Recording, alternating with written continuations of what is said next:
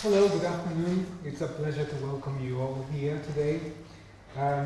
For Ian's lecture, we are very pleased indeed to be able to welcome Ian Allan Paul. I wish you were sitting, because I really feel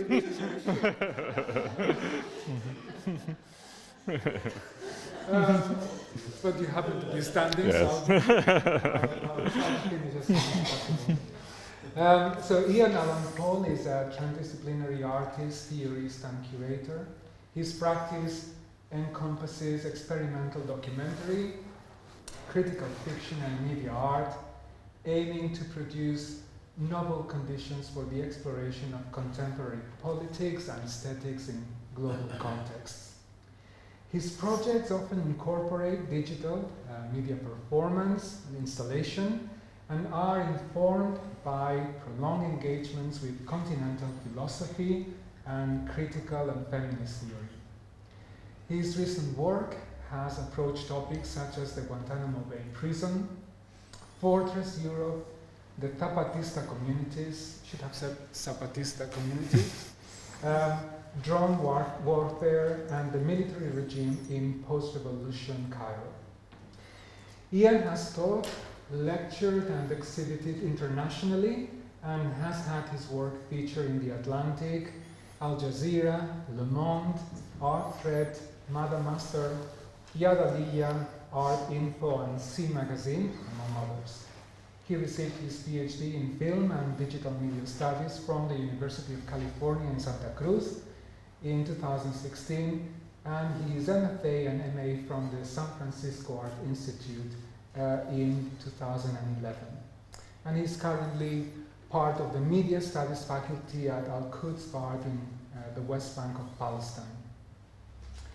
So drawing on his field work that he undertook between 2013 and 2015, Ian will explore today the myriad forms of contestation that emerged between the diverse legacies of the January 2011 uprising and the subsequent 2013 military coup in Cairo.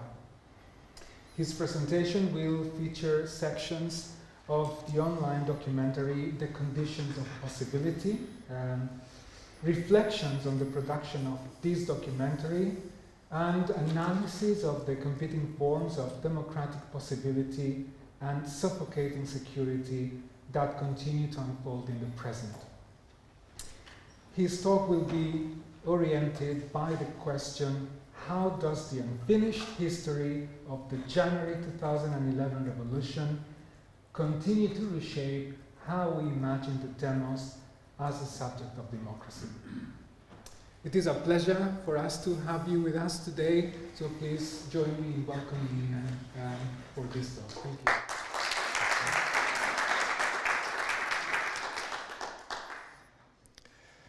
Well, it's a... Sorry, can I interrupt you before you start? Please. If you could please remember to switch off your mobile phones. Thank you. Okay. Okay, can everyone hear me all right with the microphone? Yeah? Is it good? Okay. First of all, I'd like to thank you all for bringing me here. It's a pleasure to be able to come and talk about my work with you all, and I very much look forward to the conversation that will follow the presentation. This project is very kind of personal to me and is important for a lot of ways, and so as I kind of go through the presentation today, it'll be kind of a mix between a kind of autobiographical reflection on the process of making the work, but also I'll feature parts of the project as well for you. And it's going to kind of be split into two sections, and so I'm going to begin by reflecting very briefly on some of the kind of conceptual and theoretical commitments that I find important for the project. And then I'll talk just a bit about kind of how I ended up making the project itself and some of the methodologies I used, etc. And then I'll read kind of very brief excerpts from parts of the project for the second half of the presentation, which are kind of necessarily condensed for time. But of course, if you're interested in that portion of it, you can always go and visit the project yourself. Yeah. Okay.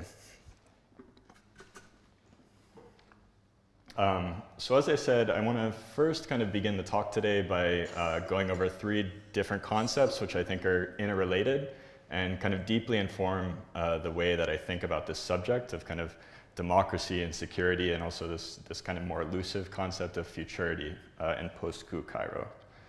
The first is a concept that I'll call democratic pessimism, which I'll talk a bit about in a second. The second concept is this idea of differential politics and how this might take shape in the context of a revolution, or alternatively in the context of repression. And the third is this idea of tactical opacity, which again kind of relates to these ideas of democracy and politics in general.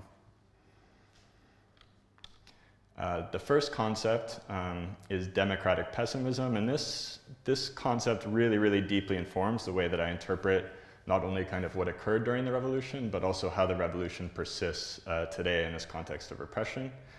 And the way that I like to think about democratic pessimism is that it's based on this understanding that democracy itself is largely exceptional, is largely kind of the anomaly to the norm, right? And this is a different way than we would normally think about democracy, because when we think about democracy, we typically think about kind of liberal democracy or democratic government or these kinds of things. But this understanding of democracy really departs from that. It really thinks about democracy as only emerging under the rarest of kind of conditions, and usually for a very temporary, kind of fragile period.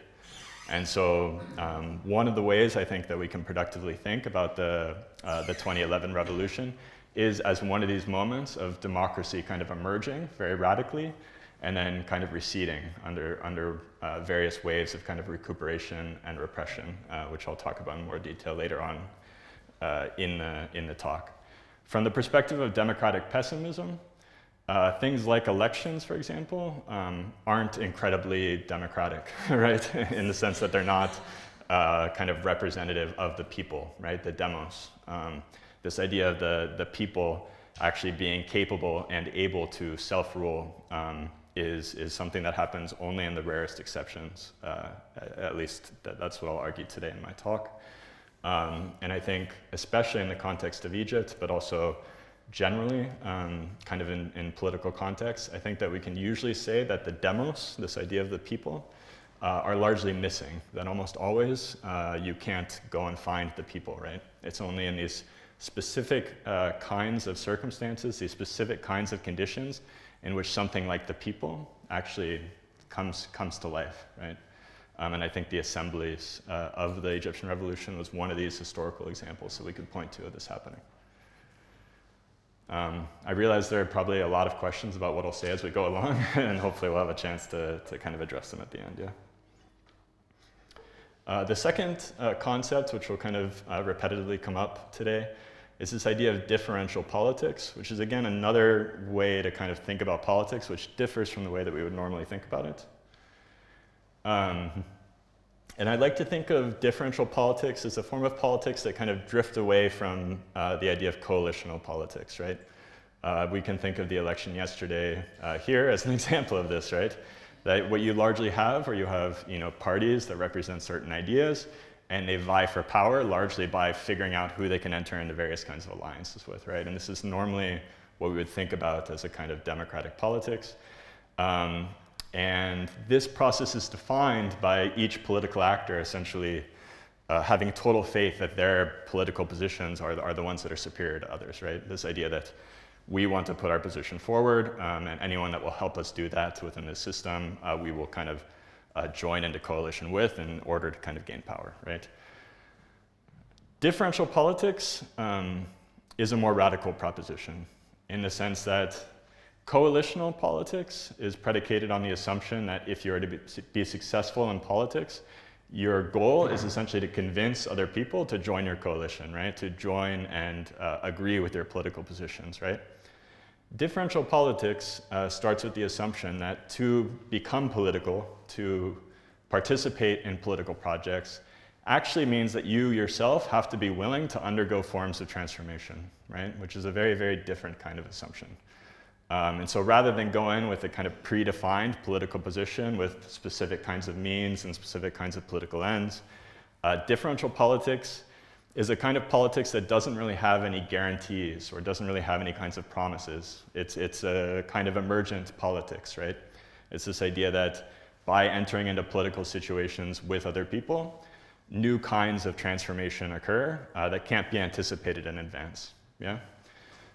This is, again, something I'll go into more detail in as we kind of move through different sections of the project, but it's a concept that I wanted to kind of hammer down at the very beginning here. And the third, and again, this relates to the previous two, is this idea of tactical opacity. Yeah? And I define tactical opacity as a kind of refusal to acknowledge the distinction between the public and the private in politics, right? So almost always when we think of politics, we think of representational politics, right? This idea that to be political is either to represent other people or to be represented by someone else, right? Which is always, by its very nature, a public phenomena, right? So politics, from this kind of classical liberal sense, happens in public, right? In view of others. And anything that happens in private, for example, in the home or among friends or in secret, is actually not political. It's considered personal, right? Or considered outside of the political sphere. Opacity is a very, very different kind of concept than visibility or invisibility, publicity or privacy, right? Because opacity is actually about that ability to move back and forth between these two things, right? To tactically become visible in some circumstances and to tactically escape visuality in others, right? And so rather than say politics is about what happens in the assembly or in the parliament or on television debates and these kinds of things, or alternatively, the other extreme position that true politics happen at home, in your family, or with your friends, etc.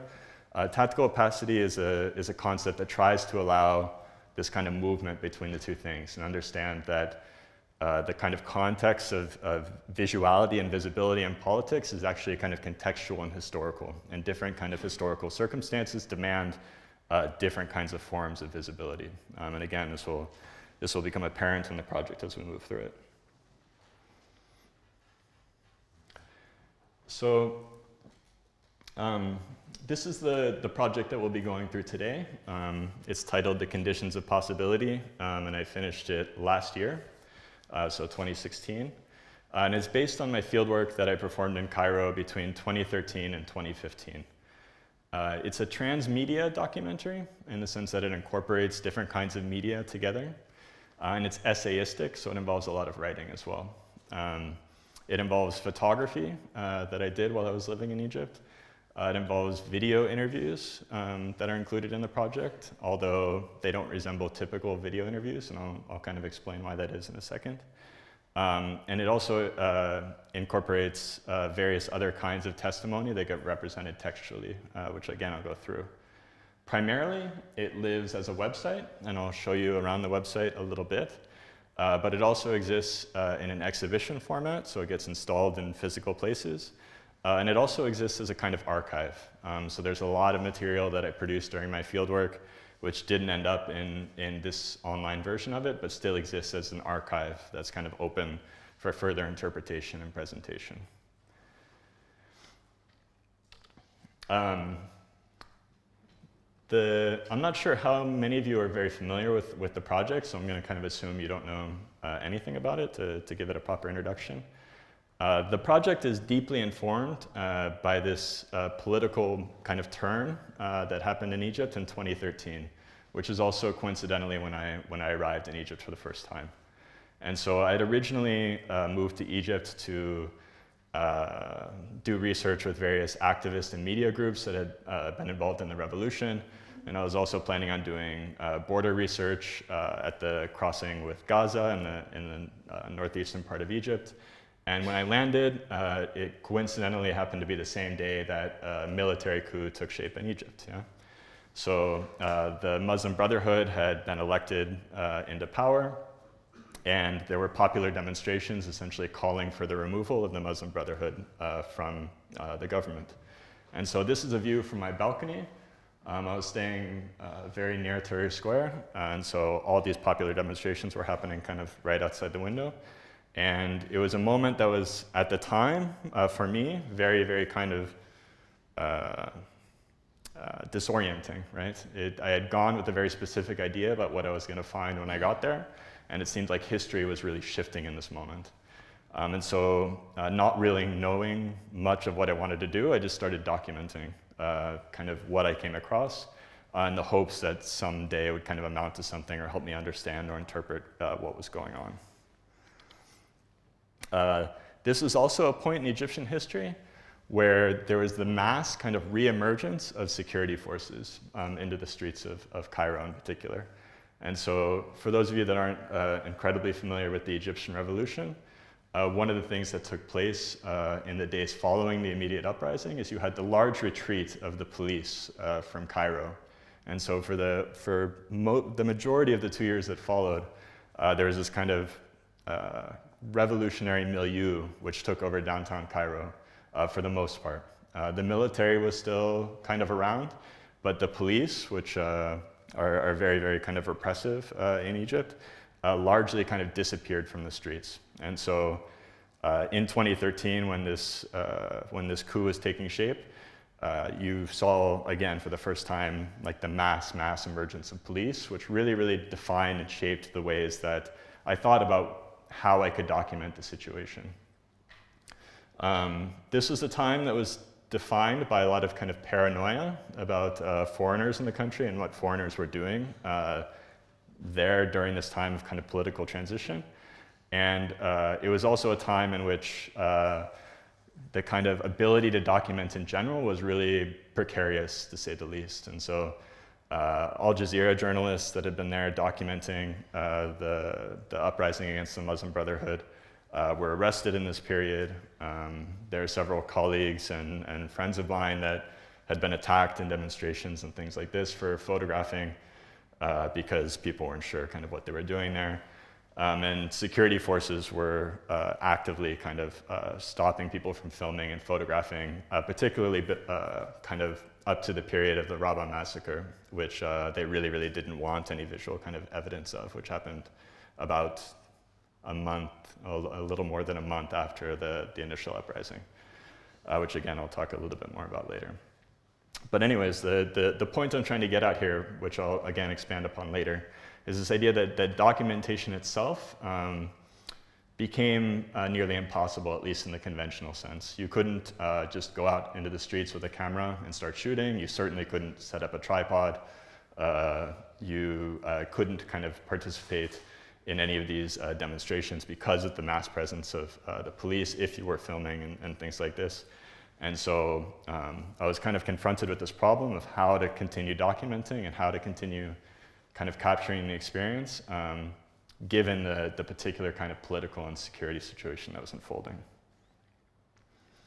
The solution I came up with was to use my cell phone, which is a kind of obviously incredibly popular way to photograph now, but nonetheless remains a kind of clandestine thing in the sense that typically people don't have the associations they do with traditional cameras that they do with cell phones. So you see here is a reflection of me taking a picture with my camera on my cell phone. And what I decided to do was I decided to write some custom software for my cell phone that would allow me to kind of document my explorations of the city and document these different kinds of historical events that were kind of unfolding in the streets around me. So here you see a short video I recorded. What the software on my cell phone did was this is a video, so this is an exception, but what would happen is I would strap the cell phone kind of onto my shoulder and go for these long kind of walks through the city, usually kind of lasting several hours. And the phone would take a picture every 5 seconds, so it's kind of on an automatic timer, and so it would kind of capture kind of a diary or a documentary, an archive of the walk kind of automatically, right? So I wasn't kind of stopping in particular places and framing photos and things like this, but rather would let these kind of derives or these kind of experimental walks inform the process of documentation itself, right? The reason I kind of took on this methodology in this moment was because navigating the city in this period was always kind of speculative, particularly when you were walking. And the reason that this was that this was a period that was still defined by a lot of spontaneous demonstrations on the one hand, and so you could never really predict what parts of the city would be kind of choked by traffic of these kind of demonstrations that would emerge against the military seizing power. But also, of course, the military and the security forces themselves would also regularly block off various kinds of streets and neighborhoods, which would prohibit kinds of movements. And so these walks became a way for me to simultaneously explore the city and also to kind of encounter these security forces and military forces within the space of the city, as well as demonstrations and things like this. What you see here is just this, I'm sorry, it's quite difficult for you to see. It's a short snippet of code that I used, again, to set the phone on an automatic timer so it would take a picture every 5 seconds. But the other important thing that I had to do was actually encrypt the photography.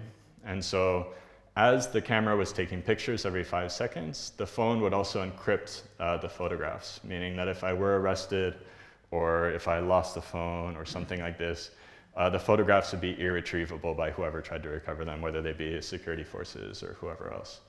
And so this was a way for me to, again, kind of undertake this process of documentation while also maintaining a kind of plausible deniability in the sense that if I had been arrested by chance at one of these demonstrations or something like this, it wouldn't be apparent that I had actually been documenting it the whole time. And so this became, again, another important way to think about not only collecting the photography, but also kind of archiving it in this hidden fashion and creating backups of it and all these kinds of things, again, which I'll talk a bit more about later on. This is a small sampling of some of the photos that I took. I ended up taking about 30,000 photographs over about 50 hours of walking. And I edited it down into about 250 photographs, which I included in the project, which I thought kind of spoke to some of the issues and kind of conceptual problems I was exploring. And so this, again, is kind of that issue I was talking about how the project exists as this kind of documentary, but simultaneously there's this much larger archive, which I'm still kind of unsure of what to do with. And we'll look at some of the photographs later on as I'm walking through excerpts of the project. As I was doing these kind of tactical and explorative walks of the city, as these things were changing, this quickly became apparent to me that this wasn't going to be enough to kind of document the situation in an interesting way. And so I undertook the practice of reaching out to people that I had met, or friends of friends, or people that I had kind of encountered in different kinds of projects that I had looked into in Cairo, and decided to start doing these interviews with these people about their experiences. These interviews, on the one hand, kind of focused on the experience of the revolution. So it looked at how the revolution had impacted their lives, how their participation in the revolution had informed their thinking about Egypt and the political situation in Egypt. But the second kind of part of the interviews that became important was particularly how this military intervention against the Muslim Brotherhood kind of changed their understanding of the revolution, and also how they thought the revolution might be persisting, or if they thought that everything that unfolded during the 18 days of uprising had a way of kind of finding endurance and duration, even under times of incredible repression. What you're seeing here is a sample of some of the interviews. And the reason they look like this is, again, kind of related to some of the issues that I faced with the photography in the project, is that while I was in Egypt, this was a time that was kind of defined by very intense political repression. It was very, very hard to predict kind of where repression would come down and for what reasons. It seemed like people were being arrested on entirely falsified charges or for very, very minor reasons and being handed these very, very stiff sentences. And so it became clear that if I were to release this project publicly, that I couldn't actually feature any of these people in the project because of, they essentially talked very honestly with me about their experiences in the revolution, and also about their opinions about the military regime that took power following Mohamed Morsi. And so I had to find a way to kind of include them without revealing their identity. And so the visuals you're seeing here are the videos after they've been put through what's called lossy compression, which is a kind of technical term for a way of reducing the quality of video intentionally.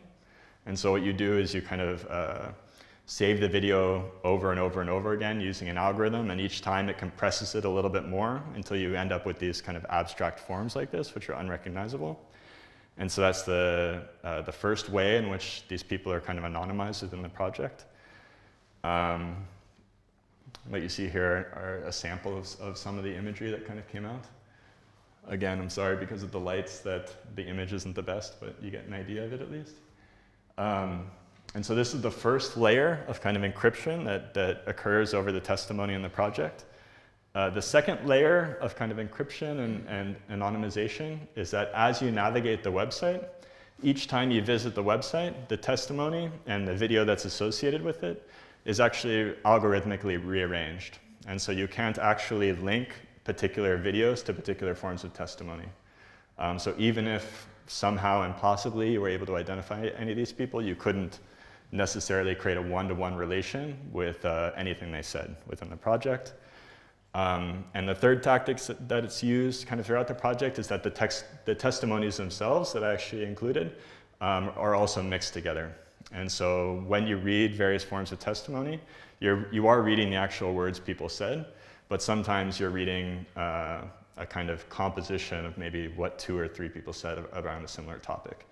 And so all of these techniques kind of come together to create this form of anonymous and collective form of testimony about kind of the experience of the revolution and the experience of the coup, and also this kind of speculative future of the revolution, the memory of the revolution.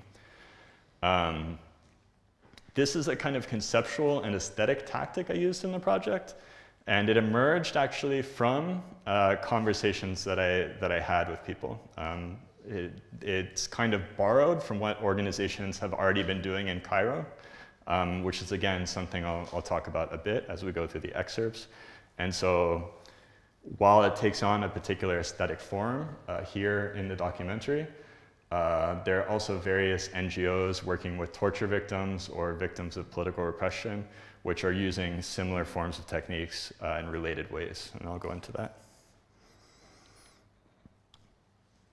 So as I mentioned, the project is very essayistic, and so it takes on this very kind of autobiographical tone in the sense that the documentary is very, very heavily influenced by my own perspective on the kind of Egyptian situation and my own experience there.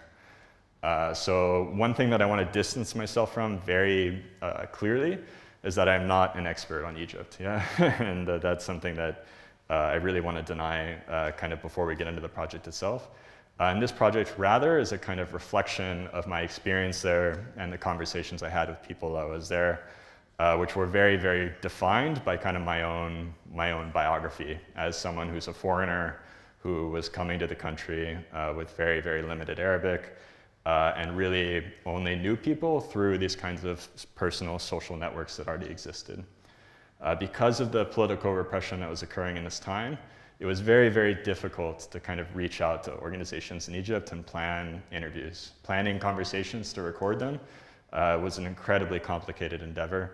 Even finding places that we felt safe to kind of have these conversations in proved very difficult. And so what we ended up here with in this project is by no means objective. It's incredibly subjective, and it should be understood in that way. Yeah. The project is organized into 5 different drifts, which again kind of alludes back to these walks I was doing. Drift 0 is a kind of introduction to the project and describes my experience arriving in Egypt in this particular period. Drift 1, the possible image, reflects on the methodology of the project and this kind of technique of photographing that I was describing. Drift 2, possibility as power, reflects on the period of the revolution itself. Drift 3, security against possibility, reflects on the period of the coup and the military taking power. And drift 4, the memory of possibility, is the last drift, which reflects on this kind of the future or the potential future of the revolution. Today, as I kind of go through various excerpts, I'm really only going to pull from drifts 2, 3, and 4. So kind of talking about the period of the revolution, the shift into the coup, and then this kind of speculative future. Yeah. If you're interested in the other parts, again, it's freely available online. As I said, this project is also kind of presented as a exhibition, and so here you're seeing, well, again, it's a rather poor projection, but here you're seeing one of the layouts of the materials. And here you're seeing another kind of shot from an installation. And now I wanted to briefly show you the website, just so you have an idea of kind of what it looks like. So this is the introduction kind of entry page to the documentary. And when you enter it, it makes sure that you have a computer that's able to view it.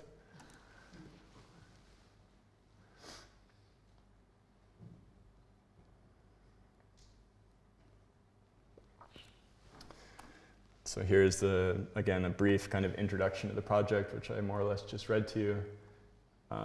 And as we go into the drifts, I just wanted to show you kind of how the project itself is laid out and presented before I start reading to you.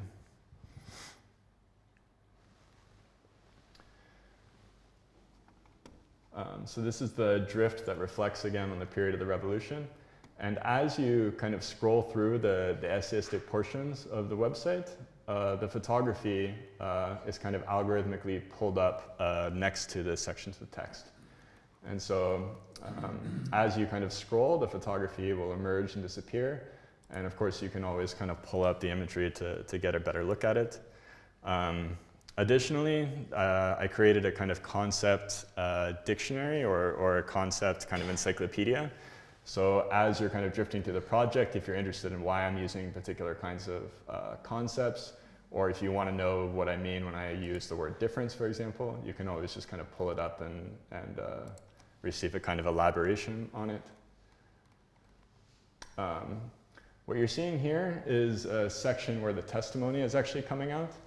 And so on the one hand, on the right-hand side, you're seeing a selection of one of the videos that, again, has been kind of randomly selected, right? So every time you would visit this drift, if you all visited it, you would all get different videos that would emerge here. And also, anytime people's names are used or any kind of identifying information is used, these kind of static blocks are placed within the project instead. So it can be made clear that there are these absences that exist within the project, these things that under more ideal circumstances would be included, but because of the political situation, nonetheless must remain omitted.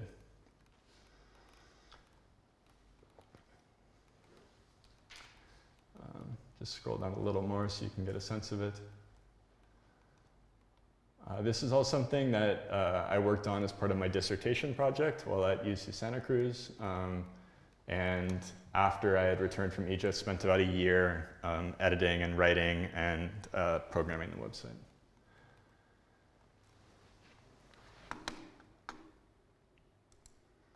Okay.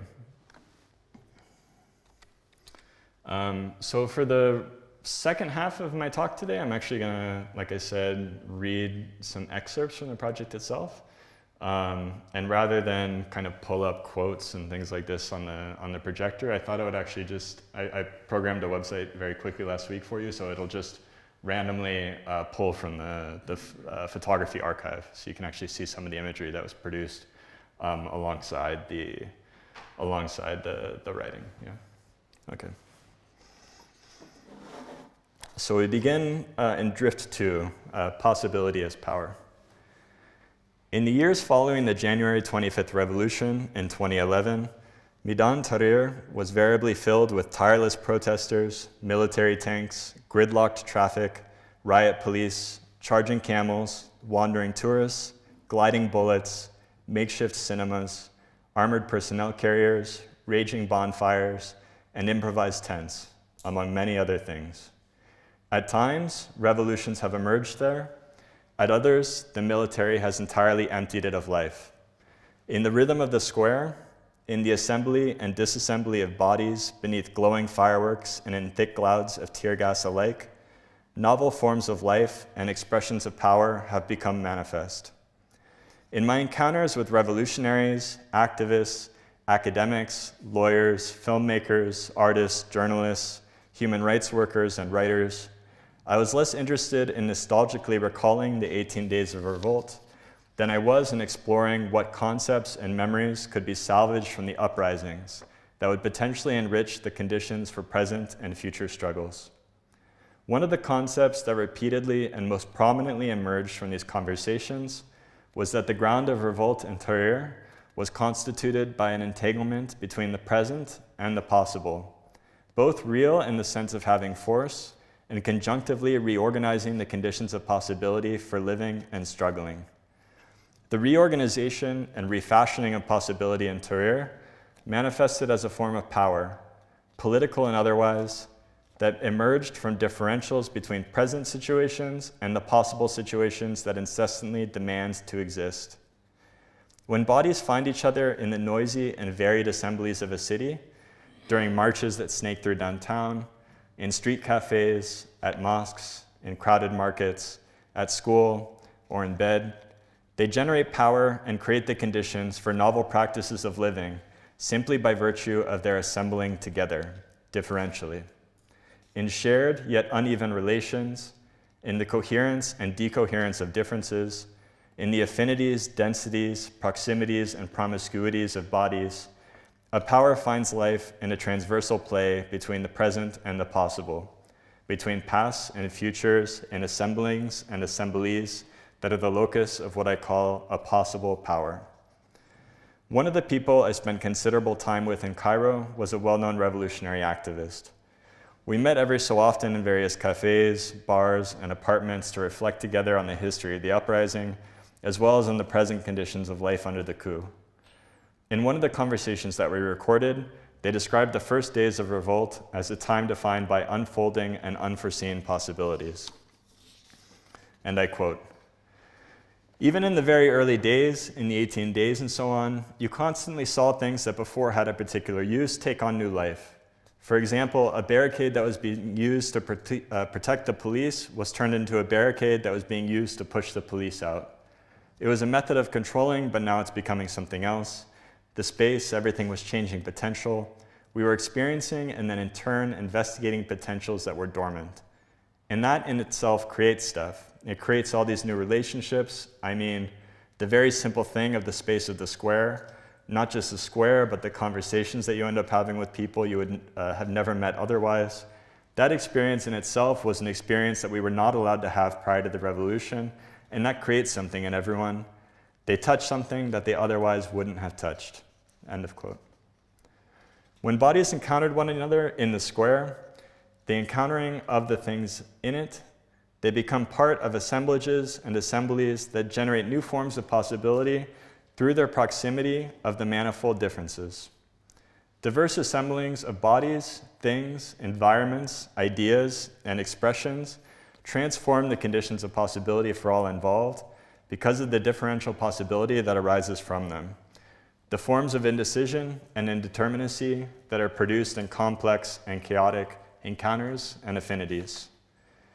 Each body in an assembly undergoes a relational process of translation, a transversal passage that allows assembled bodies to touch something that they otherwise wouldn't have touched. It is in this way that difference is ultimately productive, not only in the sense that differences themselves are produced, but also in how new forms of production are made possible in the transhabitation of differences. When bodies assembled together in the square, they created the plural conditions for experiencing and then in turn investigating potentials, a way of moving between the present and the possible and experimenting together in that differential movement. When bodies encounter one another in assembly, they find that they can produce and practice differently than they could alone.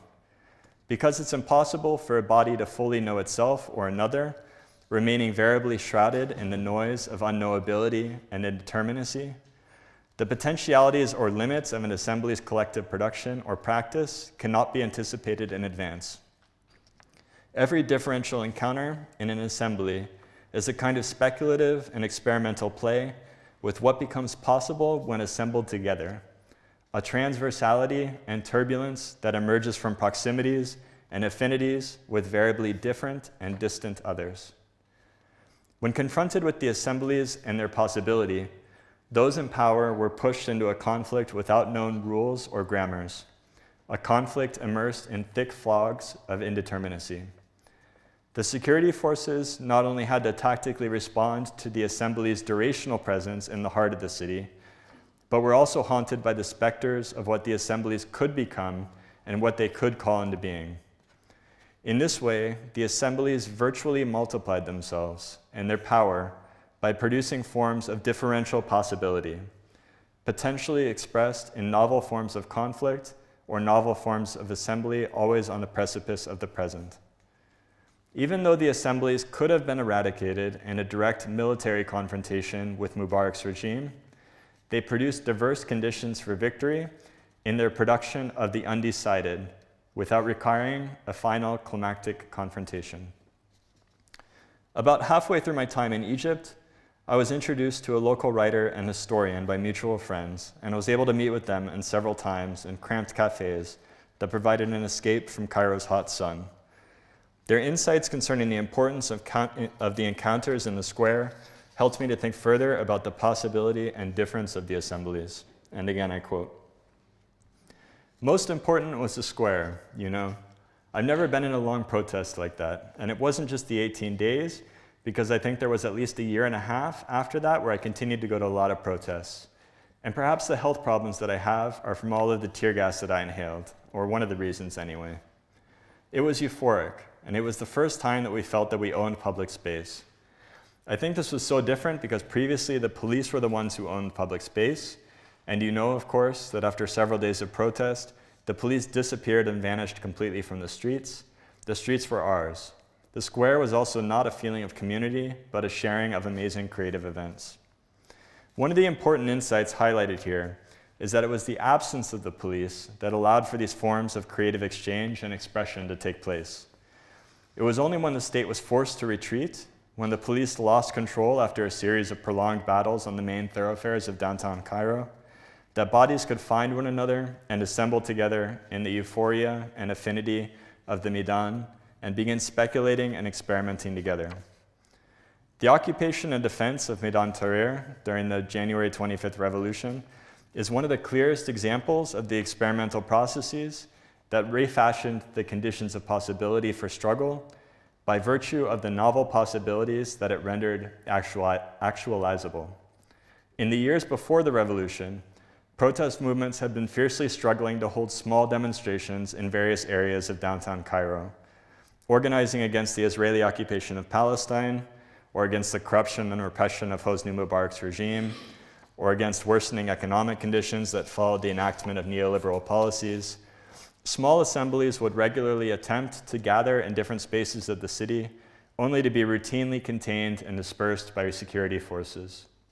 It was only later on, during protests against the 2003 US invasion of Iraq, that activists found that Tahrir could be more easily held and defended against the repressive attacks of the state because of its expansive size and many connecting alleyways and streets.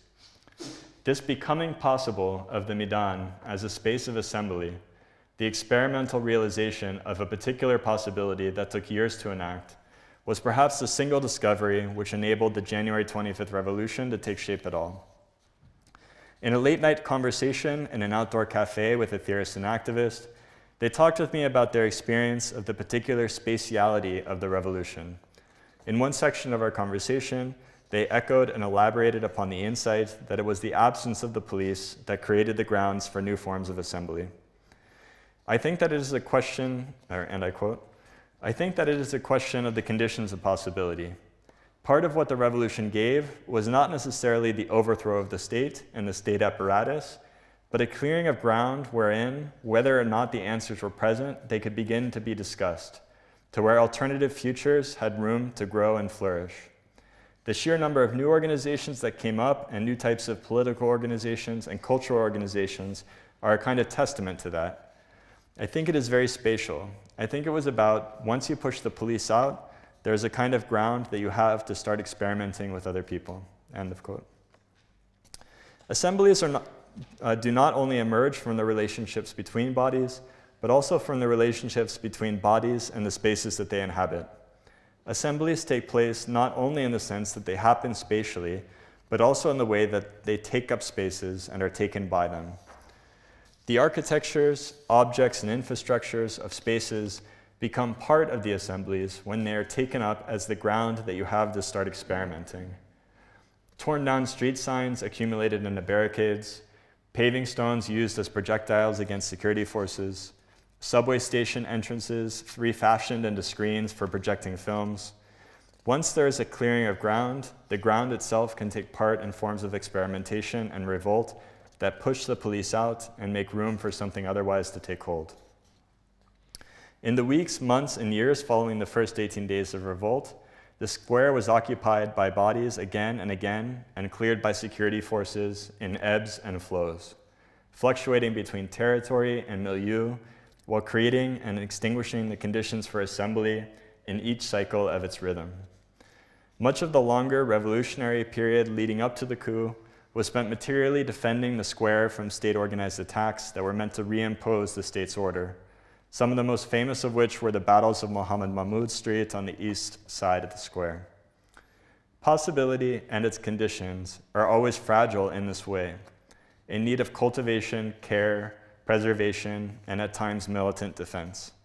This back and forth between determinacy and indeterminacy, order and assembly, was the principal terrain of struggle and contestation against Mubarak's regime. The act of assembling together in the streets threatens to reorganize the limits of difference and bring forth novel practices and relations.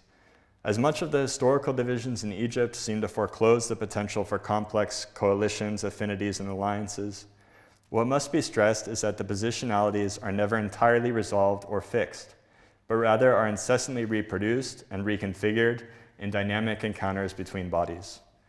To assemble is to be with, think with, act with, endure with, and become with other bodies, and engage in the production of differential possibility that cannot be fully anticipated in advance. This indeterminate noise, the noise of difference and becoming, is the requisite condition of possibility for resistance in opening to speculate about and experiment with what is possible. The differential possibilities produced in the becomings of the assembled constitute a field of struggle that has the potential to radically reorganize and reshape the conditions within which bodies live, learn, love, become, fight, imagine, dream, are born, and die. Hope remains in these milieus of past and future assemblies that maintain these shared spaces and times for the otherwise. So now I'm going to move on to the next drift. So again, that was an excerpt from the part about the revolution. And so this next section looks particularly at the period of the coup and this kind of what some people have called the counter-revolution or moment of kind of recuperation and repression that occurred beginning in the summer of 2013. At the end of 2014, a large hole sat in the center of the square. The stone memorial to security forces that had previously occupied the square had been repeatedly vandalized and graffitied by activists and was being dug up by government workers without any official mention of what would replace it.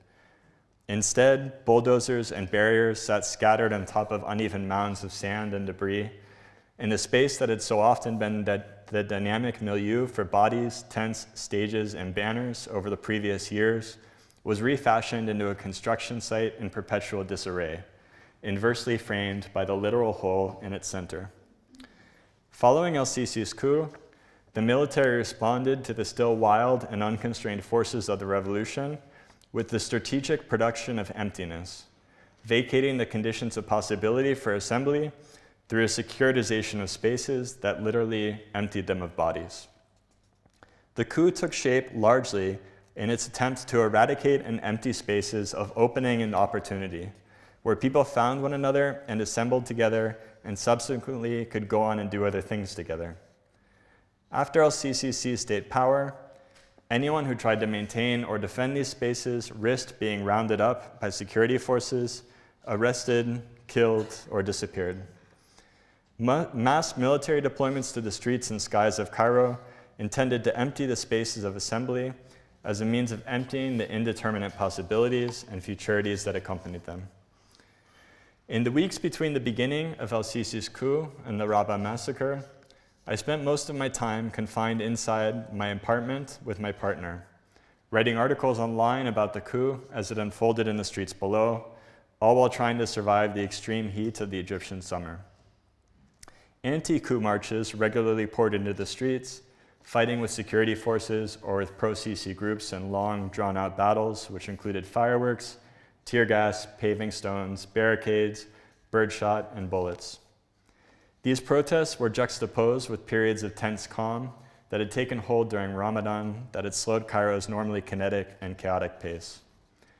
Going out to run errands meant unavoidably being swept up in crowds that gathered in various neighborhoods, as well as by sporadic and dispersed military mobilizations, which unpredictably and dynamically appeared and disappeared across the territories of the city, like sparks burning and vanishing in the night. Slowly and steadily, the wild milieus of the assemblies were replaced by fractal territories of security. Sisi's military regime is heterogeneous, inconsistent, and fragmented, both multiple and singular in its external action and internal movement. Different sections of the regime undermine one another. Various organizations and factions of security forces are often in conflict and at times even fight with one another in the streets. And even within the military itself, there have been further internal coup attempts.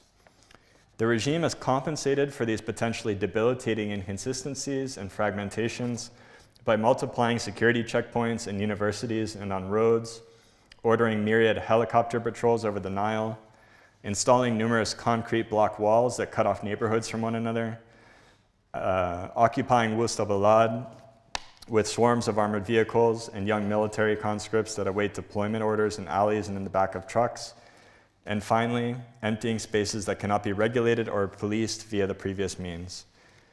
Together, these culminate into a fractalized security regime that operates at diverse scales and speeds, a security against possibility that conditions all of life in the city. While the regime's violence is quite present and actual, its power is in fact virtual. In other words, it emerges from its excess, that violence which hasn't happened yet, but still could. It's not so much particularized instances of violence, but rather the possibility of violence that effectively shapes how one moves, acts, thinks, relates, and lives in Cairo following the coup. Counterintuitively, it is this indeterminate and chaotic quality of the security forces, their unpredictable and dispersed practices flickering in and out of existence at plural scales, that produces forms of order and determinacy in the city. It's not only stark violence, but the proliferation of possible violence that defines the regime's security practices. The regime's strategy has taken on different tactical expressions since Sisi took power. The massacre in Rabaa was followed by the imposition of a month-long citywide curfew that prevented the return of protests or sit-ins. Downtown Cairo, usually bustling with people in the warm evenings, remained desolate and empty in the evenings over this period. Months after the curfew had ended, police officials cleared out the Borsa, the famously dense string of street cafes in downtown, seemingly in the attempt to eradicate the informal socialities that had established a life there. The repeated military closure of the square is perhaps the most obvious manifestation of the military regime's attempt to empty spaces and impose order in Cairo in the interest of its own survival. In more muted fashions, police officers perform identification checks, harass bystanders, or confiscate property to help empty spaces, and any hint of possible unrest prompts widespread military mobilizations that have included the stationing of troops and vehicles on the peripheries of the square and the closure of the large steel gates on its south entrance. The regime's strategies have, over time and through their repetition, imposed a fragile order onto the streets of Cairo. In a conversation with an academic theorist in a smoke-filled library study room, they described the regime's spatial practices following the coup in this way, quote, "Cairo is not the most beautiful city, It's not the cleanest city either. It's not an orderly city. It's a city that's always to me been marked by this kind of madness that at times is euphoric and is open-ended. As frustrating as it can be, and as frustrating as any encounter with the state bureaucracy and the heavy-handedness of it is the place where there is always a gathering of people, and you stay up late with your friends and your colleagues and your acquaintances, and there's a liveliness to the street that's always been the lifeblood of the city, and I think it is very clearly under attack by this present government. The banning of marches, the clearing of street vendors from main thoroughfares, the emptying of the Borsa, the attacks on everyday spaces of gathering and collectivity. What is striking about the regime's repression is not that it seeks out groups that it recognizes as being political already, but also extends its repression to every form of assembly or gathering that doesn't strictly conform to the regime's managerial logic. This included spaces of conviviality, sociality, sexuality, romance, and fun, any place where affinities and desires and intimacies and pleasures and becomings can unexpectedly be generated in encounters between bodies in unscripted fashions. After the military returned to power following the coup, mixtures of Egyptian police, soldiers, and Baltagia, thugs, have incessantly attacked any kind of protest that has managed to manifest against them in the streets of Cairo. Those who are lucky manage to slip away from these attacks only with the sharp burning of tear gas in their lungs, either escaping into open restaurants, quickly catching one of Cairo's many taxis, or disappearing into the bustle of a nearby metro station, all while evading the plethora of plainclothes police that roam the area before, during, and after demonstrations. Others are hit with scattered birdshot from the regime's shotguns, beaten in the streets, detained, sentenced to years in jail, or killed. These highly visible forms of repression that are enacted in the open also occur against a backdrop of pervasive torture, imprisonment, and hundreds of disappearances that happen out of view, but also effectively condition the diverse practices of living and forms of possible life on Cairo's streets. Sisi's emptiness must be continuously reproduced, and its order incessantly reimposed. Even the slightest anomaly or exception is felt as an existential threat to the regime. Unfolding across Cairo, the regime's repression and the emptiness it produces has symmetry across all of its different scales.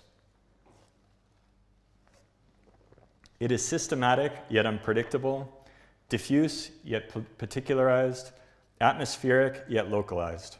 In other words, the emptiness of the regime is a structured form of emptiness that has both extensive and intensive dimensions and means to be totalizing in its fractalized operation. It's impossible to discern where the security of the regime properly begins or ends, whether one is entering or retreating from the battlefields of the coup, or if the situation will collapse and implode or accelerate and explode. Both actual and virtual, macro and micro, repeating and differentiating, 1,000 different security practices endlessly percolate through the possibility of the city. During my regular walks in this period, I unavoidably encountered Sisi security forces in the streets and squares of the city. Armored personnel carriers were stationed around government buildings, their metal shells towering over the pedestrians that walked beside them. Large groups of soldiers, loitering around their rusting trucks, produced effective black holes across the bustling city as people avoided being near. Secret police, making no effort to disguise themselves, regularly sat in the back rows of theater performances and academic lectures. Following the coup, life in Cairo had been immersed in the emptiness of the security forces, and the forms of community and intimacy I took part in were perpetually haunted by their deeply felt contingency, fragility, and always possible disappearance. In an exchange with a young activist in a university cafe, they described the security forces' recent attacks against informal and indeterminate spaces of assembly as being an attempt to dissolve the conditions within which unstructured behaviors could possibly take place. To my mind, I think what frightens them the most is that people gathering in ways that they can't directly control and predict. Enough chaos, they say, enough disorder. I was talking to a business owner in downtown who, that on his authority, says he was talking to one of the people who was in charge of the policing and utilities, who said that they explicitly cleared out the cafes in downtown because the government felt that this is where the activists were hanging out. And so, to deal with that problem, the easiest solution is to basically eliminate the spaces in the areas where these unstructured behaviors take place, end quote. This very rigid sense of ordering that is meant to eliminate the spaces in the arenas where these unstructured behaviors take place produces varying intensities of emptiness and order across the city. The regime's security practices aren't intended to suffocate every particular instance of assembly, but instead are concerned with policing the conditions of possibility for assembly as such. When the regime says enough chaos and enough disorder, it desires to produce a city where bodies are constrained to living lives that conform to the regime's already existing organization. Security forces attempt to abolish unstructured behaviors and foreclose upon the possibility of people gathering in ways that they can't control or predict. Sisi's military regime is not simply the sum of its police officers, army conscripts, vast bureaucracies, armed thugs, or security architectures, although it surely includes all of them. To properly understand the regime, it must also be seen as a regime of space and time itself, a complex and dispersed assemblage that produces and extinguishes space-times as a form of ontological, social, and political power. This strategy culminates in the diverse distribution, maintenance, and regulation of emptiness at different scales as a means of vacating the city of any possibility other than the static continuity of the regime itself. All of this being said, it's crucially important that we understand that the military cannot ever manage to entirely foreclose upon that which it attempts to eradicate. As much as Sisi desires an orderly city, life in Cairo remains anything but. As the regime attempts to tighten its grip and erase the potential for any other form of life but its own, everyone that lives in Cairo knows better.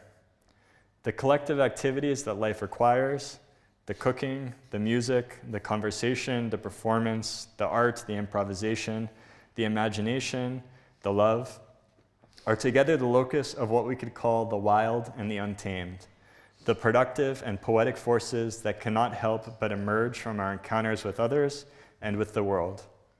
These forms of conjunctive encounters necessarily persist even under the harshest security measures, enabling those assembled to continue to investigate and experiment with possibilities that refuse to be entirely tamed. Given enough time or intensity, the anomalies of possibility become inevitabilities, and bodies discover that they can find one another in assembly again. Okay, now I'm going to move on to the fourth and kind of final section of this. I'm sorry if this is a lot of reading. And then I have a few comments at the very end, and then we can move into discussion, yeah? Okay. Drift 4, the memory of possibility. And again, this is the section that focuses most explicitly on the memory of the revolution and how it finds duration, yeah? General Abdel Fattah al-Sisi's coup in the summer of 2013 left behind vast swaths of emptiness in its wake, like a pause between breaths that stretches on for too long, or a river so dark that even reflections sink into it. One can't help but feel the spectral presence of all that remains missing. The mass assemblies that had so spectacularly filled the square are now absent. Forms of affinity that have emerged now falter. The fires of the barricades have been reduced to fumes, and too many bodies have been disappeared, vanishing into the dark recesses of the regime's prisons or into the voids of unmarked graves in the shifting sands of the Sahara Desert. The battlefield of the coup is the battlefield of memory, a surface that extends across the dimension of time as much across space, and is filled with rich, complex landscapes and with gaping trenches.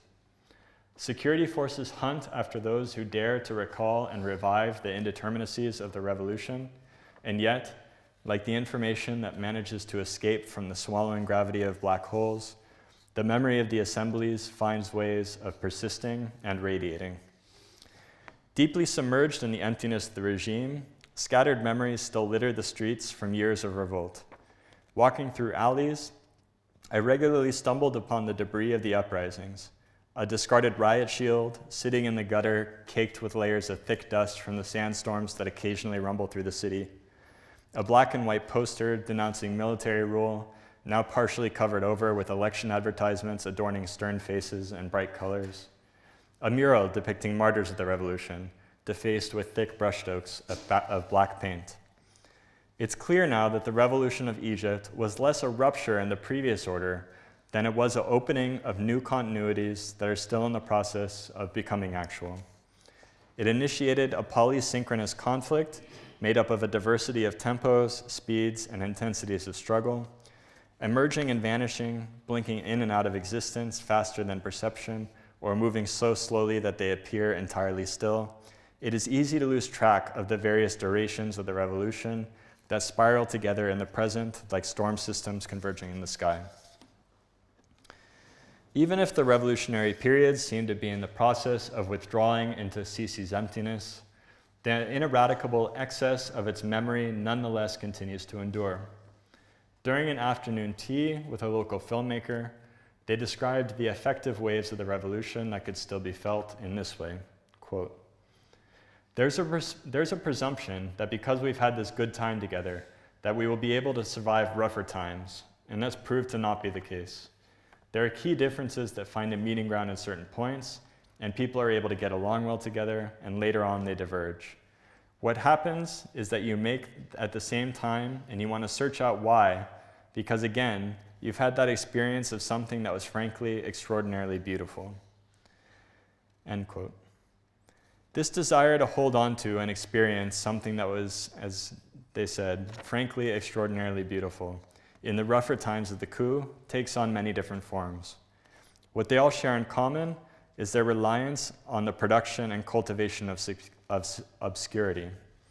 Subtly, sometimes imperceptibly even, memory finds duration in the way that it gets translated or in the way that it escapes notice. In the January 25th revolution survived the coup. It survived because the enactment of practices that resist the regime through maintaining forms of indeterminacy and imperceptibility. These small and fragile resistances additively and subtractively carve out and reproduce the conditions for obscurity within which bodies can again find one another and remember together away from the attention of the regime. You could say there's an entire obscure repertoire at work, composed of different weapons, tools, gestures, and practices. Evasion, avoidance, encryption, translation, obfuscation, deception, confusion, concealment, or escape. These memories can be more or less fixed, either organized in historical chains of apparent causation or persisting in diffuse fogs of indeterminacy. At times, memory constrains and delimits forms of life in the present by virtue of the bounded historical conditions that they preserve. At others, memory disturbs, emerging as a form of deviation, turbulence, swerve, wildness that is fundamentally non-causal and non-linear, producing novel conditions of possibility that can never be anticipated in advance.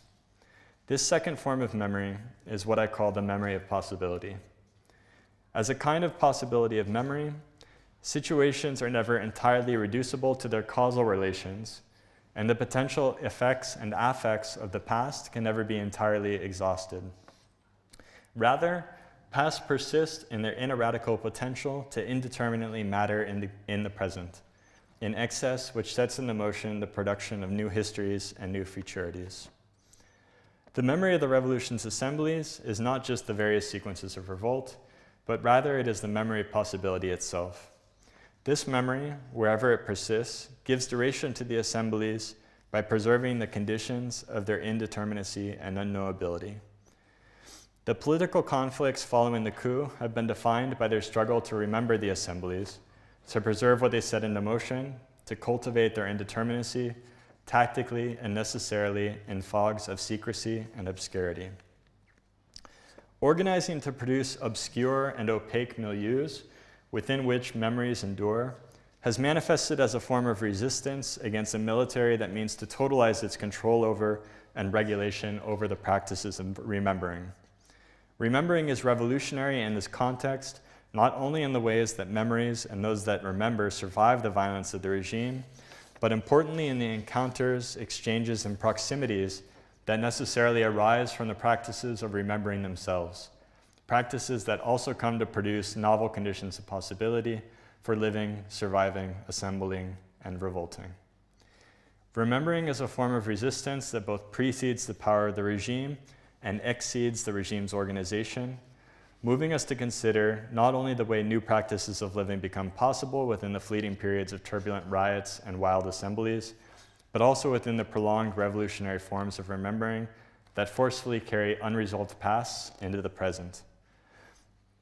In the desperation of post-coup Cairo, the process of the assemblies being translated into smaller spaces and projects has also emerged as an important survival strategy. These subtle translations allow for practices and relations of the assembled to continue in obscurity and escape the policing practices of the regime. Translation, which implies both movement in space and between formal registers, is also a means of encryption and invasion. Cafes, bars and restaurants, cultural spaces, apartments and universities all provide fragile shelters for the memory of possibility. Partially encrypted away from the regime and from the emptiness that now fills the square, bodies assemble at intimate scales, carrying forward the relations of the revolution in slightly translated forms. Another important obscure technique that has emerged as important is the production of forms of noise within which memory can hide and survive. During one of my conversations with a friend who works with survivors of torture in Egypt, they mentioned that they don't make use of the literal testimony of survivors of torture because it could lead to further regime violence being directed against them. The tactic of changing details in testimonies as a means of anonymization has been one of the effective ways of preserving the memory of torture under Sisi's regime. Altering details in this way resembles introducing noise into a signal, making it harder to individualize or identify survivors while allowing their memory to circulate and continue to resonate. Later on, in an activist cafe along the Nile, I was able to meet with another acquaintance who has participated for years with a group that collects personal stories of sexual harassment and violence and then later presents them to the public. In addition to changing details in the narratives, they also mix different testimonies together into collective stories, making it impossible to separate out any individual contribution. In a sense, in order to protect the memory of sexual violence, these testimonies and the identities of the survivors are obfuscated into collective abstractions, multitudinous voices that testify while simultaneously refusing any kind of documentation or identification. This strategy obscures the temporal and spatial specificity of particular instances of sexual violence in order to both preserve and express the memory of sexual violence in collectively abstracted fashions. In a city where Sisi's regime desires for everything to be apprehendable and surveyable, to be ready for inspection and subject to approval at all times, finding ways for memory to be encrypted within forms of noise and translation and abstraction has become an urgent task. The practice of producing noise and abstraction weaponizes memories by giving them duration while stripping them of their capacity to be used to justify future state repression. Memories find life and duration in the embodied practices of individuals and communities, but also include materialities and milieus that are far more complex and queer than what we would simply call bodies. The monuments built of stone, the photographs, videos, sounds, texts, and the messages that are circulated in pulses through networked fiber optic cables, the scars and the missing eyes, the chants that cut through the air and echo off of the side of buildings, the still wet spray paint dripping down the surface of a police barrier, the used tear gas canister laying in the gutter. All of these constitute forms of memory, ripples and wrinkles of what is past yet is not fully past, forms of matter that may possibly still come to matter. While some above-ground formal organizations and public figures have faced increasing forms of harassment, scrutiny, and violence from the regime's security forces following the coup, including searches, raids, and closures, the informal networks and groups that emerged following the revolution have managed to largely evade them. The decision to become collectively opaque is predicated on the notion that the memory of the assemblies can be preserved in the hidden forms of social organization themselves. There have also been forms of assembly that take shape in the seclusion of private spaces. Dance parties, dinner gatherings, afternoon teas, or even reading groups become spaces where the possibilities and memories of the assemblies continue to unfold. An activist and writer, who I first met at one of these parties in a mutual friend's courtyard, thought that these intimate assemblies and private spaces could constitute a ground for the continuation of the revolution. And I quote, "Of all these micro areas of autonomy like the Borsa disappearing one by one, there is still this loss of space where people could meet, where different identities and kinds of action could meet, and people could talk to one another or could just see each other. People turned back into their flats and apartments, relying on intimate friendships and family, and less on strangers. I don't think it's impossible for politics to emerge here. People feel the public sphere is comprehensively unsafe, so they turn towards other more private spaces to meet and have conversations and establish new kinds of spaces. Out of what is coded as private life, you can still have forms of political resistance building up." These micro-assemblies, small gatherings that manage to elude notice, can be repositories where there can still be forms of political resistance building up, even when political resistance in the street feels impossible. Memory is political not only in the way that it simply preserves the past, but rather in how it comes to produce and transform the past, present, and future in the act of remembering and repetition. To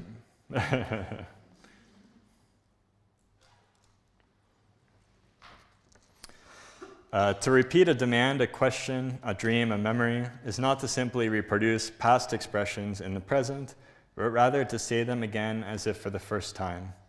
The uniqueness and singularity of every passing moment ensures that any repetition of the past manifests as having a different presence in the present, and so repetition also ineradicably carries a radical difference along with it. In El-Sisi's Cairo, to survive the violence of the regime is itself an act of resistance. One of the most simple and important ways that the memory of the revolution persists is in the endurance and the survival of those that took part in it, allowing for their relations and memories to continue to circulate across and through the varied milieus of the city. When bodies have organized spaces that exist as forms of exception to the emptiness of the regime, spaces where bodies can assemble together, care for one another, and remember together, they add to the constellation of subtle acts in fogs of obscurity that are part of much more prolonged and distributed forms of solidarity and care that people lend to each other over spans of years or even their entire lives. An aggregate that not only preserves the manifold possibilities of life, but also preserves the memory of possibility itself. The regime's violence means to make it impossible to remember the revolution or the wild possibilities and indeterminacies that are manifest within them. Ultimately, the regime desires to eradicate the memory of the revolution entirely by annihilating the lives of those who insist on remembering, as well as on emptying the spaces where those memories continue to be cultivated, preserved, and defended. Situating memory as the grounds of revolutionary resistance means remaining open to the ways in which memory comes to affect the world in ways that we cannot fully anticipate. It means helping to create the conditions for the preservation, cultivation, translation, obfuscation, encryption, and proliferation of memory itself. The memory of possibility and of the revolution continues to endure in the lives of those who remember together. So that's all for the excerpts I wanted to read today, but I wanted to finish with just a short commentary on kind of what has changed in Egypt since I left. So like I said, I left Egypt in 2015 and then took about a year to release this project publicly. I've tried several times to work with organizations in Egypt to actually come back and present this material within the context of Cairo, but that's proved exceedingly difficult because of kind of the repression which continues to escalate. It's actually much worse now than it was when I was there 2 years ago. One of the problems that has emerged since the project took shape is that because of the internet surveillance in Egypt, it's actually quite difficult for me to stay in touch with people that were part of the project without kind of putting them at risk. And so this is a a kind of continuing problem for thinking about the future of the project. And for those of you that are familiar with Egypt, even groups like Mada Masr, which is a very, it's like a very public website that publishes a lot of commentary in English and Arabic about the Egyptian situation, was just censored from the internet there. So things kind of continue to escalate in these various ways. On top of all of this, to produce any kind of media project in Egypt, you need official permission from the Ministry of Interior, which I didn't get when I was there. And so there is this kind of question remaining about whether, well, this work is certainly not legal. And so it's a question of how to think about kind of allowing this work to not only just speak to audiences outside of Egypt, but to continue to have a relationship with the people that live there. And that's it, yeah. I hope we're able to have a good conversation and question and answer. Yeah. Yeah.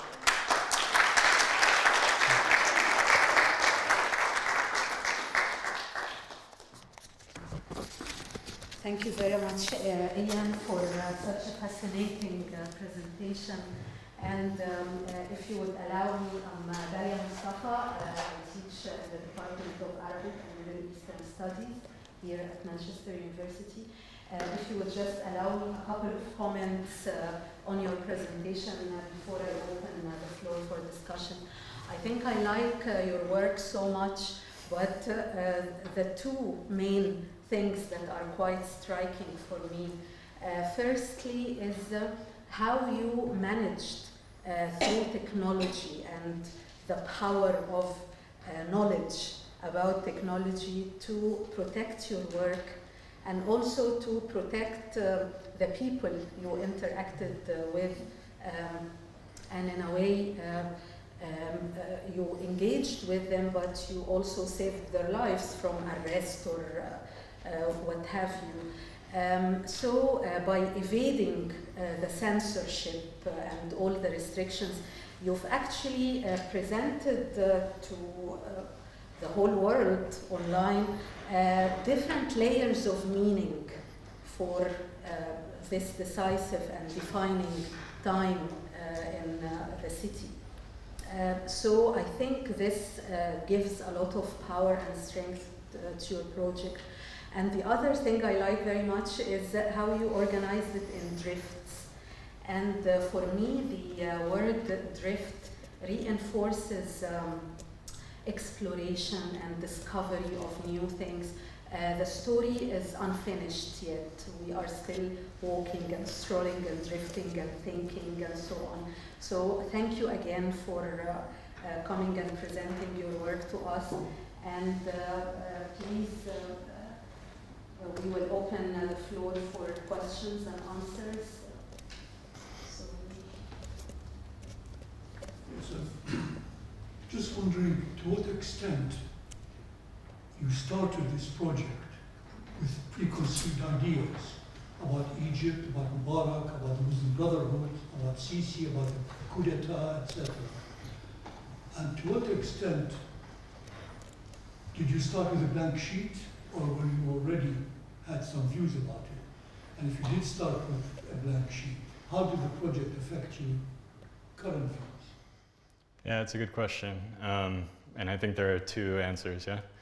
The first is that I didn't foresee doing this kind of project at all, in the sense that because of kind of my accidental arrival on the eve of the military coup, I'd originally planned to go work, like I said, with media groups that had been involved in the revolution and to do border research in Egypt. So it was quite distinct what I imagined myself doing. Like my previous work before this had focused on things like border surveillance and things like this.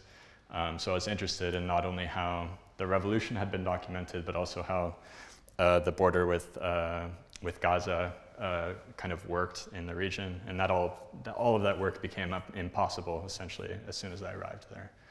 The media organization I plan on working with kind of dissolved, like in the same period. And it was impossible to travel to the border during this period as a foreigner as well. So in that sense, none of this had been planned in advance, and it was all kind of improvised within the situation, and then obviously kind of composed in the year after I left, over kind of this period of reflection and writing and programming and everything else. In terms of how much of it is informed by my preconceived notions of kind of the situation in Egypt. I have to say that, like I said at the beginning of my presentation, I'm not an expert on Egypt in any sense. I had some relationship to the revolution in the sense that friends and friends of friends had been there and had participated in that period of struggle within the country. But it was only like during the year and a half living there and engaging in these conversations which more kind of nuanced political positions emerged. Granted, of course, this is also a very personal project, as I said, and so it's also informed by my own kind of longer political commitments and political trajectory, which is informed by kind of radical left perspectives and all this stuff. And certainly this is not an objective and authoritative account on this kind of period of history. There, you know, like even calling it a coup, for example, is still quite contentious. And so this is something I don't address in the project because I'm more interested in kind of articulating it from how I understand the situation, but that's how I would kind of answer that question, yeah.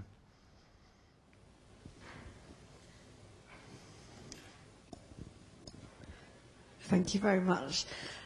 So I really enjoyed the presentation. I really found your the way in which you have conceptualized the events since 2011 in terms of embodiment, you know, the actual embodiment of bodies coming together and assembling and disassembling. I thought that was really unique perspective. My question is around, first of all, do you think there's a danger that you have sort of created a rather, it seemed like a rather artificial binary between the people and the regime, and although, of course, there are many critics of the Sisi regime, increasingly so now today, in the period in 2013 until perhaps 2014 or 2015, there were a lot of people supporting Sisi, a lot of people who saw Sisi, saw the coup as the sort of the saviour of the revolution, and that the repression was justified, and there was that perhaps to me didn't come out so much from the quotes, the people that you were quoting, or your own reflections. Then I have another question about what you think of the role that art and culture can play in terms of representing political events, complex political events such as what's been happening in Egypt over the past few years, and whether perhaps culture, art, or visual representation can do something that purely like political studies or social science or whatever can't accomplish. And so the first question was about the people in the regime, or is there one before that I forgot? No. The first thing was that I appreciated the way that you conceptualized the events in terms of an embodied experience. No, so that was just a comment. No, there was the question about, do you think you've created a binary between the people and the regime, and then the question about what you think about the role of art, culture, visual representation in terms of representing political events. Yeah. So the first question I think is an incredibly complicated one. You're absolutely right that this kind of line between what might be considered the people of Egypt and the state is not so clearly delineated, and certainly it's something that I don't address a lot in my project, but yeah, the removal of Morsi was it was a very popular event at the time, right? It was defined by gatherings which very much resembled the period of the revolution, right? And so, yeah, it's very, very complex and nuanced, but how I would answer this question is more about that question of the demos, which I kind of started with, about how we define the people and how we think about the people, which I don't think is obvious or kind of ontologically kind of existent before we kind of think about it politically. And so I very intentionally in this project wanted to think about the people as a particular kind of political formation or a particular kind of potential that exists in, like you said, kind of binary relation to the regime. And so I think if you get into the kind of materiality of it and the historical specificity of it, of course you find a great deal of complexity. But because the project is thinking more theoretically and philosophically, it's thinking more about the potentiality or the speculation of what it means for people like that to exist in opposition to this kind of thing. And that's not meant to describe the people of Egypt in the general, more in the philosophical, I guess. The second question is about art and culture. No? Yeah, that's a haunting question for anyone that does art or culture. No?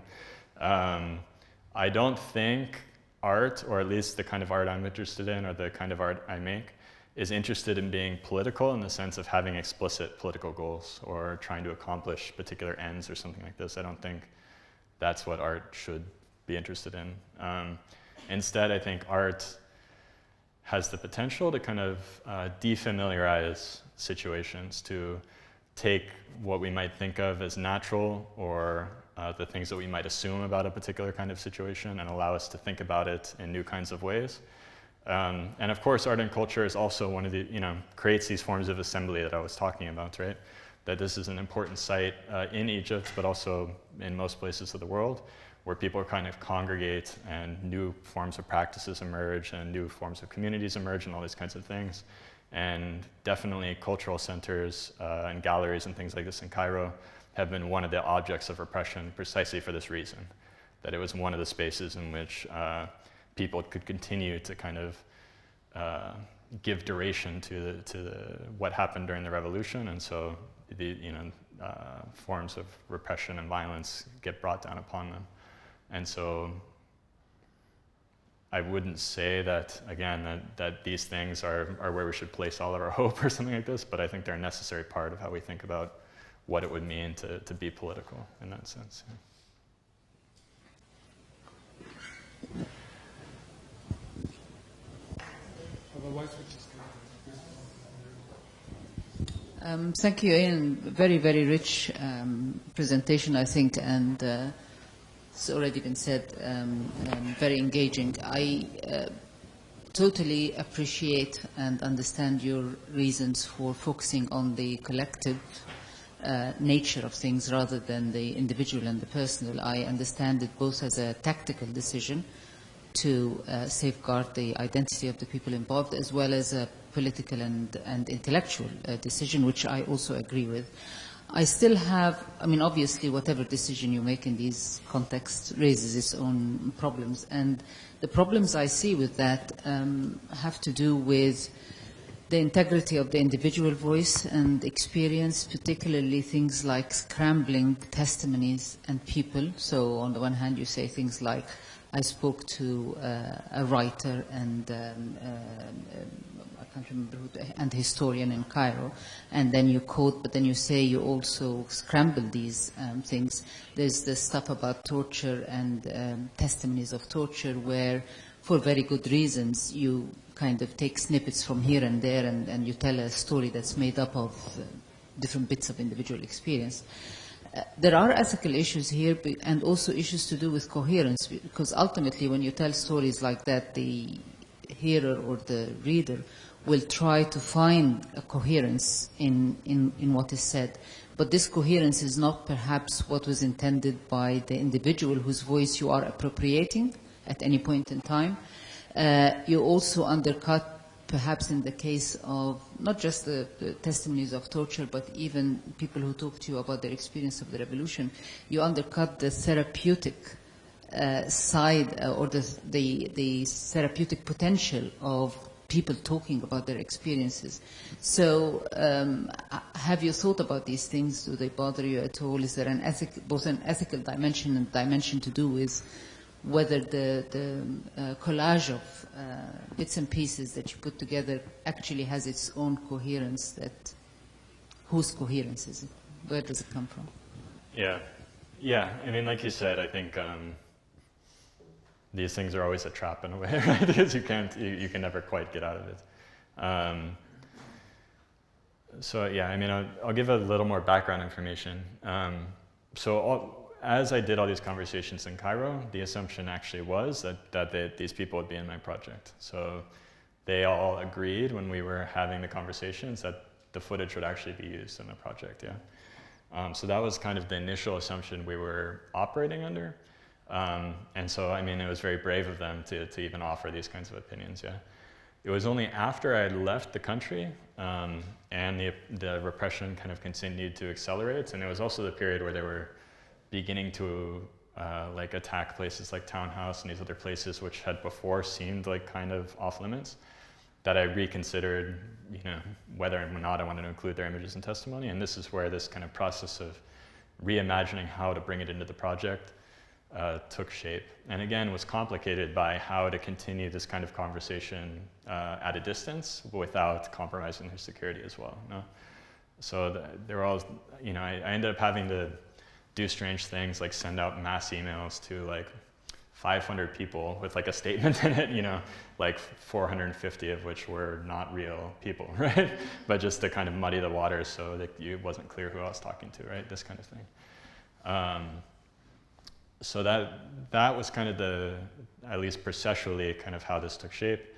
I think that the decision to kind of mix the testimonies and to obfuscate the kind of individual specificity of these people's experiences is, of course, a difficult one, but is also, again, I think about this question of opacity, which I was bringing up at the beginning, about what does it mean to think about visibility and kind of identity and representation in politics, and to think about being comfortable being somewhere in between these two extremes, to not let people completely retreat into privacy as just being anonymous person A, but not being identifiable with a specific individual on the other extreme of being this, you know, this kind of position of being the heroic martyr who like calls the regime out or something like this. And so this is the balance that I was trying to strike kind of all along. This question about the therapeutic aspect of it is also interesting, and also I think is related to this kind of idea of opacity as well, right? That I think our conversations maybe had a therapeutic element to them, both for me of the, you know, while living there under these conditions, but also of course for them kind of recounting their experiences.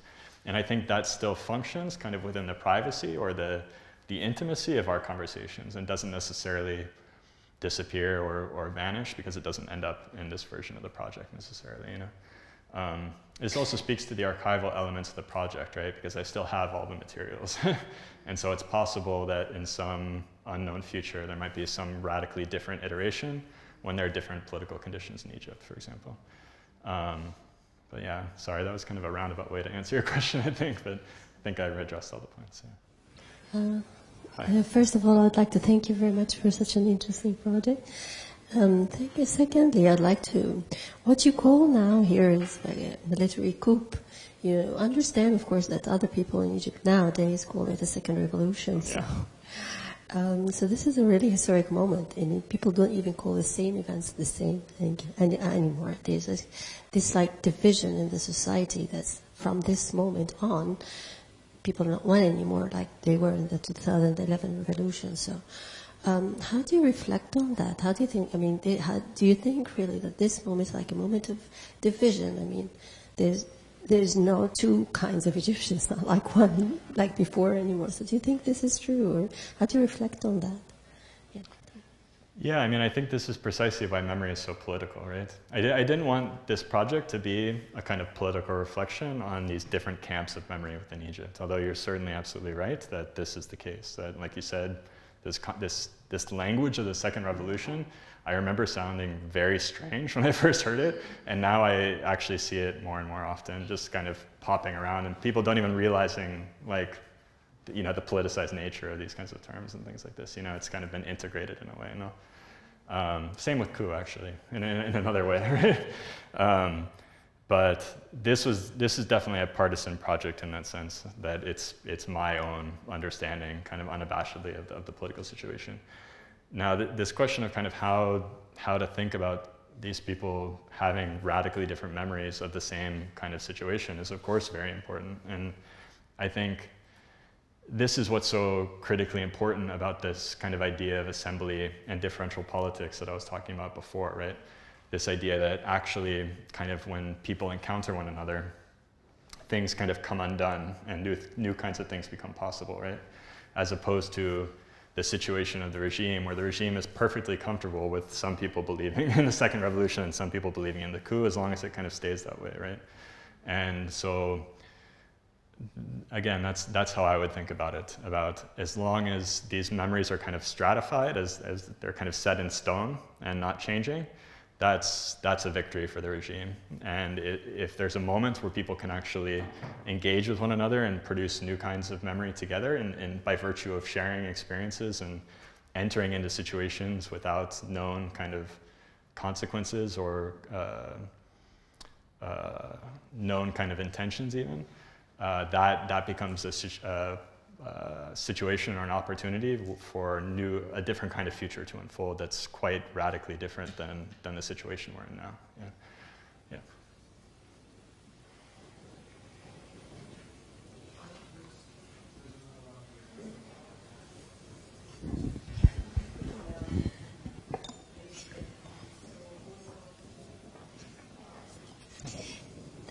Yeah, I just wanted to say thank you for an absolutely outstanding presentation. It really was brilliant, both sort of from from the perspective of an academic who's just starting to kind of engage with sort of cultural studies and this arena, but also as an Egyptian to sort of see this kind of vivid, rich, and I would argue actually very political expression of what's been happening at the past few years. So that really kind of, I suppose I wanted to probe a little bit. You've made some reference to this being a personal project. It strikes me that what you're doing here, from what you've said, and just kind of glancing over the notes that I've made, that this project is very much an act of resistance. I mean, it's an act of sort of political resistance in exactly the way that you define memory and sort of, protecting it, cultivating it, is part of that. So could you just tell us a little bit more about, why this is personal to you and whether you see yourself as participating in resisting the sort of elimination of the memory or the refashioning, perhaps, of the memory of the revolution that the regime seems to be sort of embarking on. Sure, yeah. Okay, so yeah, to get a little more into the autobiographical part of it, I suppose, is what you're asking now, is that when the revolution was taking place in 2011, I wasn't there, I was in the US at the time. But yeah, I mean, over the course of my life, I've been involved in various kinds of revolutionary political movements, and when the Arab Spring happened in general, for people in North America, it was incredibly inspiring moments. There were a lot of I was living in Oakland, California at the time, which is one of the centers of the Occupy movement, and there were a lot of kind of conversations that were happening between Cairo and Oakland at the time. And it was very influential for a lot of the ways that people were thinking about what those kinds of uprisings could look like in the US, for example. When the revolution kind of faded, people kind of stopped paying attention entirely, yeah? So when the coup happened and all this stuff, all the people that had been really interested in the situation kind of stopped being, and kind of were looking at elsewhere. And this was something that I found very problematic and wanted to kind of continue to think about what it meant to think about my own kind of life and political history in relation to this thing which there had been some kind of political resonance with across these different areas, also in Spain and other places as well. Whether I see myself as intervening in the Egyptian context, that's a very complicated situation, because there are many, many, many different things which limit me in terms of how I can think of myself as participating meaningfully in Egypt, and I would be very, very hesitant to say that I and meaningfully intervening, mainly around questions of language, right? The fact that I can't, conversationally engage with most Egyptians is that's immediately writes you off as completely ineffective politically. And this kind of project, being in English and not being translated into Arabic yet, although I hope it gets translated into Arabic, also incredibly limits the audience of the project in that region, right? There are certain obvious class of Egyptians which are, very fluent in Egypt or in English and have no problem engaging with the project, but that's a very, very small, kind of insignificant part of the country in terms of how you think about the history of the revolution. That being said, I also think politically that we have to be able to engage these different contexts. So like me as an American, for example, I feel like I have to have some kind of relationship with these things that are happening elsewhere, even if the specificity of it is quite unfamiliar and the specificity of what a revolution is like in Egypt as opposed to what a protest is like in California. These are very radically different things with radically different histories and contexts. And yet there's some kind of connection and there is some kind of responsibility to one another and all these kinds of things. And I think that tension between these two things is something I'm trying to kind of hold on to in the project as well. Yeah. It's a very complicated question. We could probably go to a bar and talk about it for the next 5 hours, but that's a very short answer to it, yeah. It's okay, I don't need a microphone. I'll use it anyway. Thank you very much. That was absolutely terrific. I have lots of comments, but I'll keep something I have to say very brief in order to get to a question. So usually in these contexts, when someone brings together their own methodology and then almost produces a sort of a performance of it, I suppose, I like to try and summarize. So this is my small attempt. So the way I saw it, the context that you found yourself in almost and the structural limitations that you found forced or invited you to complicate and refine your own methods. And so what I found interesting was that these structural limitations then become embedded in your own production.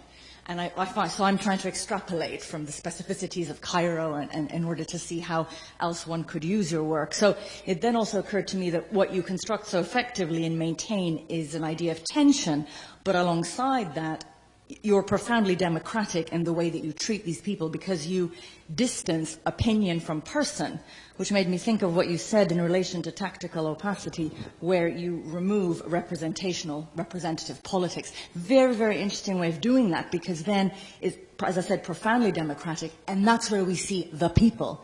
The people emerge because it's not the person, and it's not the opinion of the person. So that sort of finally brings me to my question, which is why do you not use color?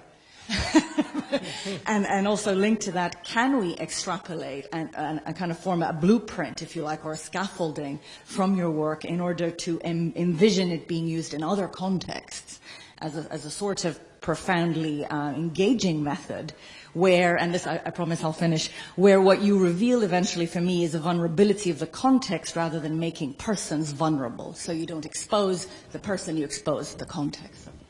Sorry that we went on. Yeah. No, it's a good question. So I'll answer the part about the methodology first and then the black and white thing second. So the question on methodology is, I largely come out of traditions within the artistic world of tactical media, is what people call themselves, right? Which is a position against kind of universalization or generalizing, and it's about trying to figure out kind of, again, having a tactical relation to technology, which means, looking at the specificity of a particular kind of situation and seeing what is most effective and most relevant in that kind of context, et cetera. And so, again, because I kind of ended up in this situation by accident, or at least in this kind of extremity of the situation, it became a kind of inventive, improvisational methodology, right? I'm also someone that's horribly, I'm one of these horrible trans-disciplinary people, right? So even the idea that I have like a consistent methodology is kind of elusive. But yeah, so I kind of invented one for this project, but of course, every project I have to kind of reinvent one. So that's how I would describe it. And that's also, I think, a particular kind of politics, right? It's about trying to say what works in one place doesn't necessarily work in another, and you actually always have to be attentive to kind of where you're working and how you're working, how this affects other people, et cetera. The question of black and white is a very easy one. Black and white photographs are a lot smaller files, right? And so when I was doing these long walks on my cell phone, if I photographed them in black and white, that meant that I could take money more. And also in terms of storage and uploading them out of the country on a very bad internet connection and all this kind of stuff, yeah, that was very practical as well. Yeah. Even though it takes on this aesthetic dimension, which I also like, but that's also a different thing. Yeah. I'm just going to drill a little bit deeper, following on the same point, and also Mona touched on the same aspect of that point. While I do see the value of decoupling the individuals from the statements and making a collective people versus kind of regime, and it has its advantages in the region given the context and the protection that Dalia also mentioned. But how did you ensure that while extracting the meaning of the individual conversations that you had or interviews with the people, you are not making your own new narrative that doesn't necessarily or didn't necessarily capture what this person specifically meant? You're creating a new, possibly, perhaps, a new narrative that doesn't necessarily completely represent that view. It's taken out of context or creating a new context. Did you do anything about this? Did you kind of consider this in more detail? Yeah. Because it's related to the point. I don't think that even if you were reproducing the narratives as they are and not decoupling them from the people, that you are going to end up with your own narrative, because it depends on how you put them together. The point I was making is appropriating their voices to tell a narrative that they may not be comfortable with. That is where I see potential problems, not so much that you are inevitably, of course, telling your own narrative, because that's who you decide to talk to, how you decide to put them together and so on, is inevitable in a way. Yeah. That's, yeah. Yeah, no, this again, it's a great, it's a problem, and it's a very generative problem, I think. It's not a problem to avoid, right? This problem of representation or mobilizing other people's voices. And it's always, even if there wasn't any of this anonymization or randomization in the project, this would still be a problem, right? If all these people's faces were on the screen and I had their names and everything, it would be the same exact problem of why did I edit particular parts and include some things and not others? Why did I talk to these people and not those people? Et cetera, et cetera, et cetera. And so, again, in this particular instance, it becomes primarily a tactical question of kind of what makes sense just in terms of safety. And then beyond that, yeah, of course, it certainly is me mobilizing these conversations in very explicit ways, kind of unapologetically. It's not, I don't want to hide from the fact that this is a project where I'm writing about my ideas about what happened, which again are largely influenced by these conversations, right? This question of whether I am kind of deceiving someone I talk to and making them maybe appear to say something they didn't say, maybe is somewhat kind of, the fangs are kind of taken away in a sense that because it's not linked to specific individuals, there's not the same kind of, you don't have to run into the same questions around, again, representative politics and these kinds of things about, hurting someone's reputation or something like this, because no one's reputation is on the line in this project except for mine in that sense. But at the same time, because these people trusted me essentially and to participate in the project, that trust also becomes a part of the production, right? That, essentially that by agreeing to kind of be part, and we of course all got to know each other and stuff before they sat down to talk with me for the project, that there's this kind of intimacy and trust that went into the production, which I think also is generally a part of any kind of documentary work, that there's the assumption that people have each other's interests in heart, and also the understanding that, of course, that this person is going to take it in their own direction and all these kinds of things. So it's very murky, troubled waters, and that's maybe a good thing, I think, in this case. Yeah. I see all this and I agree with it. Normally when you have like a longer quotation, anyone reading the work or looking at the work could try and interpret that quotation, longer, see more of a context, while when you mixed and matched different quotations from different people to create a new quotation, there's maybe a greater risk of this, but I see what you mean. Yeah, it comes back to political categories as well, right? So when we think of like a political category like the party, the political party, that's something that has like an identity, right? That utters things, that has statements and utterances that over time build into reputations and,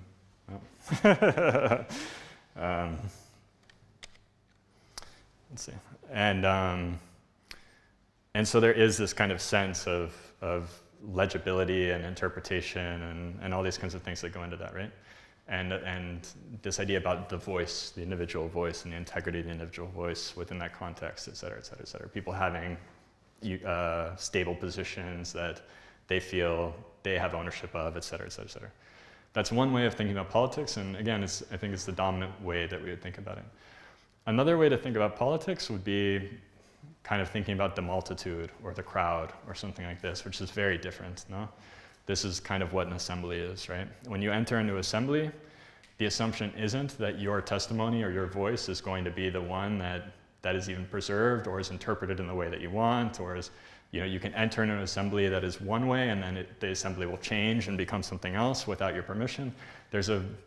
Again, it's much more democratic and again, in a very messy and contradictory way, and I think this project again errs on that latter side of how to think about politics. Yeah. We are approaching the end of the session, but maybe one more question.